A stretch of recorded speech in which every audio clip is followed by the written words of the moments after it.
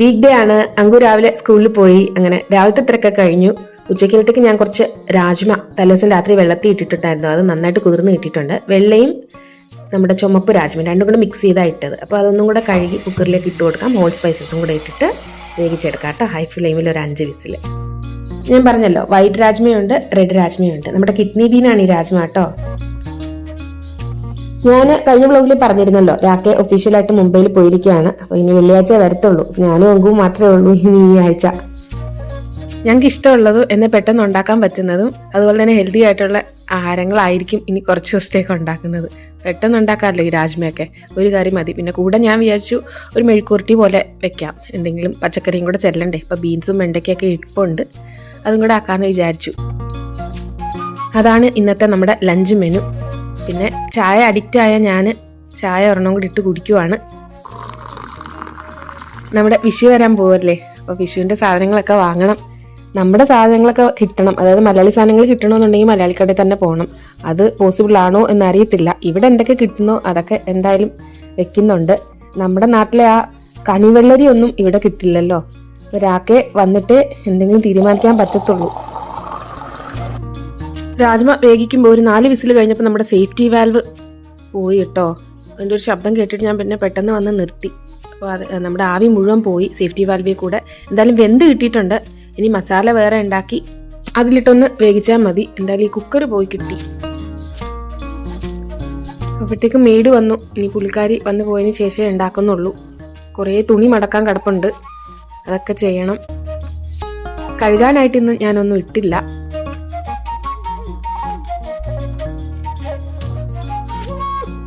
അരി വേകാൻ ഇട്ടിട്ടുണ്ട്. ബാസ്മതി അരിയാണ്. രാജ്മയുടെ ബസ്മതി ആണല്ലോ നല്ലത്.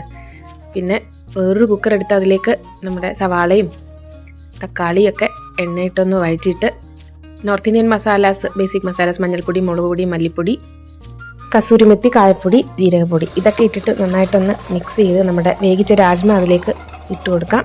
കുറച്ച് വെള്ളമായിട്ടാണ് ഞാൻ വെക്കുന്നത്. രാജ്മ ഇരുന്ന് ഒന്നും കൂടെ ഒന്ന് കുറുകും. അത് നന്നായിട്ട് മിക്സ് ചെയ്ത് ആവശ്യത്തിന് ഉപ്പൊക്കെ നോക്കിയിട്ട് ഹൈ ഫ്ലെയിമിൽ ഒരു 2 വിസിലും കൂടെ കൊടുത്തെടുക്കാം കേട്ടോ. ആവി മാറി തുറന്നിട്ട് വേണമെങ്കിൽ ഒന്ന് വറ്റിച്ചെടുത്താൽ മതിയല്ലോ. ഞാൻ കുറച്ച് വെള്ളമായിട്ടാണ് വെച്ചത്.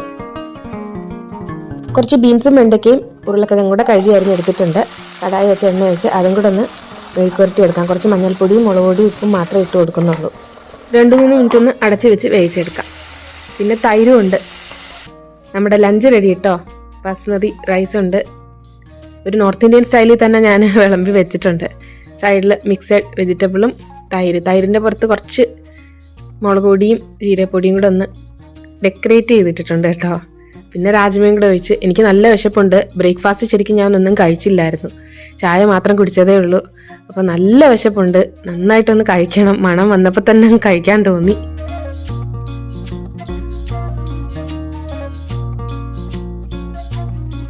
തുണി മടക്കാനായിട്ടൊരു മല പോലെ കിടപ്പുണ്ട്. അപ്പോൾ ഭക്ഷണമൊക്കെ കഴിച്ച ഒരു എനർജി കിട്ടിയിട്ടുണ്ട്. ഇനി അതൊക്കെ ഒന്ന് മടക്കി വെക്കാമെന്ന് വിചാരിക്കുന്നു. ഇതുവരെ ആകെ ഒരു മന്ദപ്പായിരുന്നു. എനിക്ക് അത്ര ഇഷ്ടമില്ലാത്തൊരു ജോലിയായി ഈ തുണി മടപ്പ്.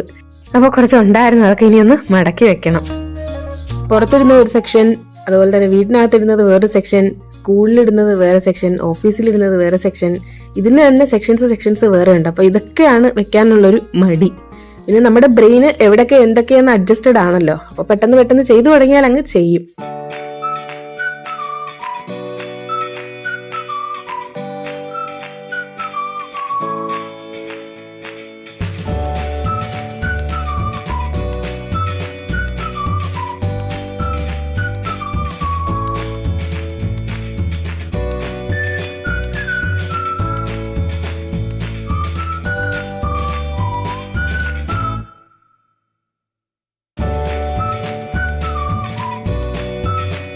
അങ്കു സ്കൂളിൽ നിന്ന് വന്നിട്ടുണ്ട്.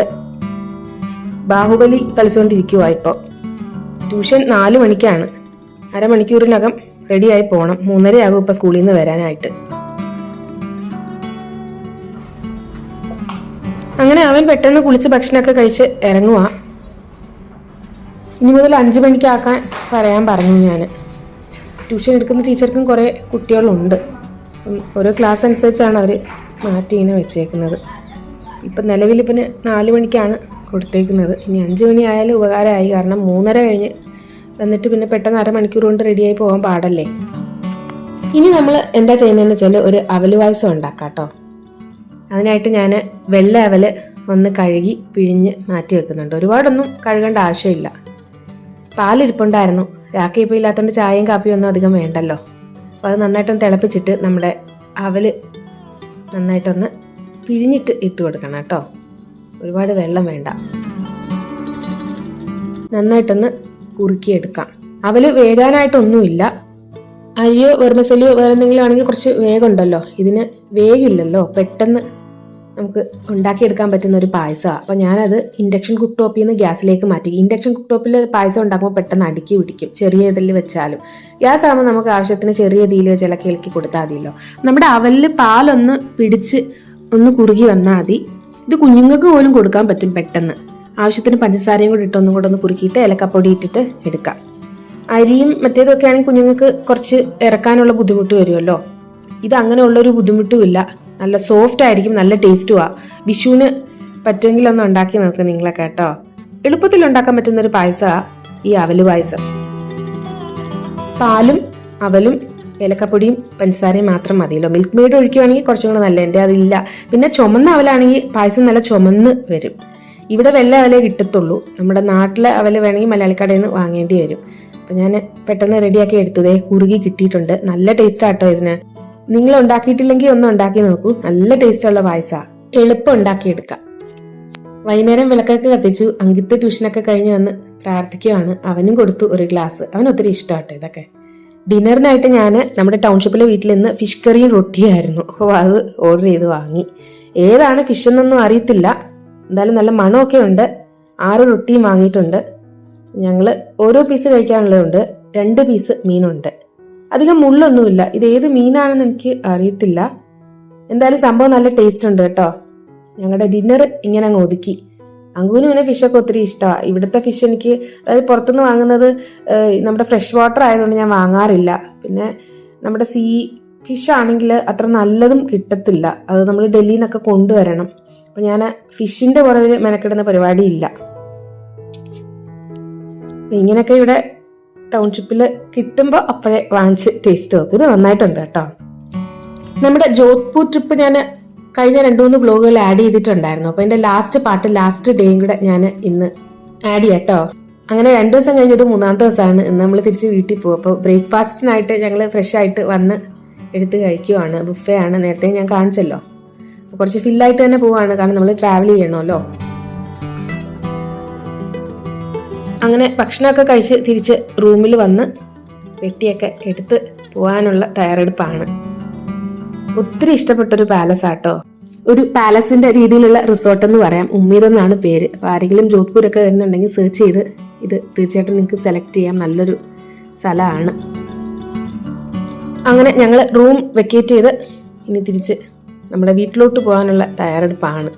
ഇതിനകത്ത് നമ്മുടെ രാജസ്ഥാനി വസ്ത്രങ്ങളുടെ ഒരു കടയുണ്ട്, ജുവല്ലറിയുടെ കടയുണ്ട്, അതുപോലെ തന്നെ ബാഗുകൾ, അങ്ങനെ കുറേ സംഭവങ്ങളുണ്ട്. ഇതൊക്കെ നമ്മുടെ നാട്ടിലും പണ്ടുള്ള പെട്ടികളാണ്. പിന്നെ സ്റ്റെപ്പുണ്ട്. സ്റ്റെപ്പ് കയറി പോകണമെങ്കിൽ കയറാം, അല്ലാതെ ലിഫ്റ്റ് ഉണ്ട്. പിന്നെ ഒത്തിരി കൊത്തുപണി, മാർബിളാണ് മുഴുവൻ ഇവിടെ. പിന്നെ മാർബിൾ ആണല്ലോ, മാർബിളിൻ്റെ കേന്ദ്രമാണല്ലോ രാജസ്ഥാൻ എന്ന് പറയുന്നത്. അങ്ങനെ ഉമ്മീദിനോട് വിട പറഞ്ഞ് നമ്മൾ പോവുകയാണ് ഇവിടുന്ന്. ജയ്പൂരിനെ പിങ്ക് സിറ്റി എന്നാണ് പറയുന്നതെങ്കിൽ ജോധ്പൂരിനെ ബ്ലൂ സിറ്റി എന്നാണ് പറയുന്നത് കേട്ടോ. നല്ല ചൂടാണ് പുറത്ത്.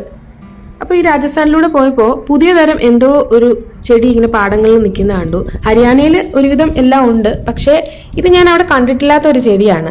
ഈ പച്ചക്കളറിൽ കാണുന്ന ഉലുവ കേട്ടോ, നമ്മുടെ ഉലുവച്ചെടി. ഇവിടെ ഉലുവച്ചീര കഴിക്കും, പിന്നെ ഉലുവ ഉണ്ടാക്കും. അതിനപ്പുറത്ത് ഇതേ കണ്ടോ, നമ്മുടെ കറിവേപ്പില പൂത്ത് നിൽക്കുന്ന പോലെ ഒരു ചെടി. അത് നോക്കാനായിട്ടാണ് ഇറങ്ങിയത്.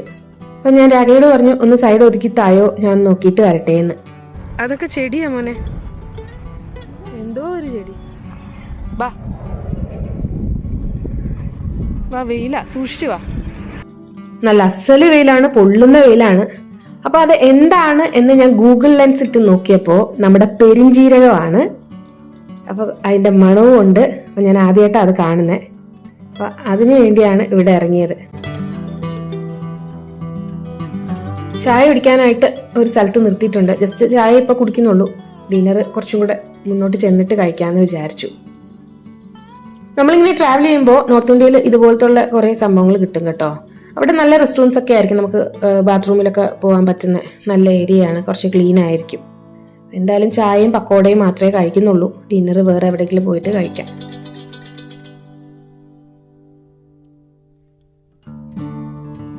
ഡിന്നർ കഴിക്കാനായിട്ട് കുറച്ചും കൂടെ കഴിഞ്ഞിട്ടാണ് ഞങ്ങൾ കയറിയത്. ആ സമയത്ത് വിശപ്പുണ്ടായിരുന്നില്ല, അതുകൊണ്ടാണ് ചായ കുടിച്ചത്. ഇപ്പോഴും അധികം വിശപ്പില്ല, എങ്കിലും കഴിച്ചിട്ട് പോകാമെന്ന് വെച്ചിട്ട് ഇറങ്ങിയതാണ്.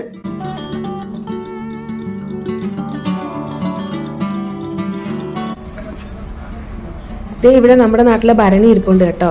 രാക്കയെ വില ചോദിക്കുക.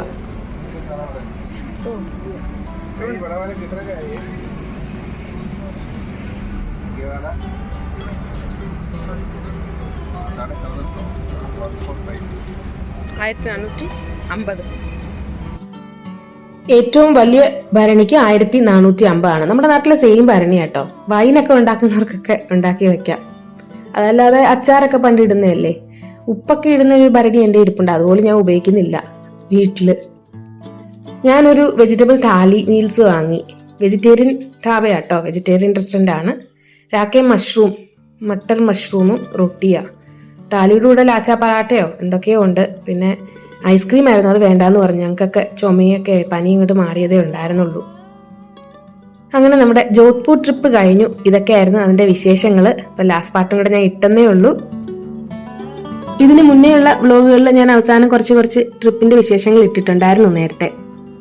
മറ്റൊരു നല്ല വീഡിയോ ആയിട്ട് കാണുന്നത് വരെ എല്ലാവർക്കും thank you so much. Bye bye.